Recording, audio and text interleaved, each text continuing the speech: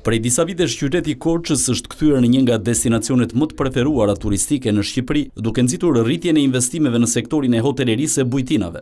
Interesi për këtë sektor nuk ka ardhur vetëm nga biznesmenët vendas, por edhe nga korçarë që kanë vendosur të rikthehen nga emigracioni. Një prej tyre është Apostol Kosturi, i cili pas afro 18 vjetësh emigracion në Itali, është rikthyer në Korçë për të ndërtuar biznesin e tij. Ai ka studiuar për menaxhim hotelerie në Itali dhe përvoja e fituar atje e ka ndihmuar të konkretizojë dëshirën për të investuar në vendlindje. Ka qenë një rikthim pak aksidental, sepse gjatë kohës së karantinave vendosa të vija të takoja prindrit dhe pas pak ditëve u mbyllën kufitë.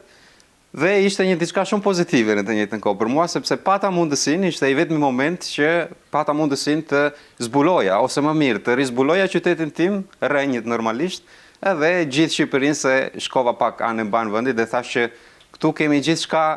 Pasioni nuk ishte thjesht ndërtimi një biznesi, por rikthimi në jetë i një banese të vjetër karakteristike korçare.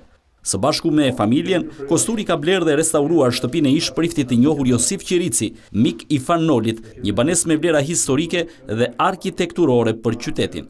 Shtëpia e ndërtuar në vitin 1921 është rikthyer tashmë në një hapësirë mikpritëse për turistët që vizitojnë Juglindjen. Unë jam shumë i apasionuar pas arkitekturës dhe gjëja që më bëri përshtypje dhe më dha atë stimulimin për të vendosur për të blerë këtë shtëpi, ka qenë pikërisht fakti që kjo është një shtëpi tipike tradicionale korçare dhe më pas zbulova që ishte shtëpia e një kleriku shumë të njohur, Josif Qirici, mik i Fanolit, ka një histori shumë të veçantë dhe kjo ishte një plus akoma më e madhe për mua për t'ju dedikuar restaurimit të kësaj godine. Ndjej veten sikur kam shpëtuar një copës të historisë të qytetarisë korçare.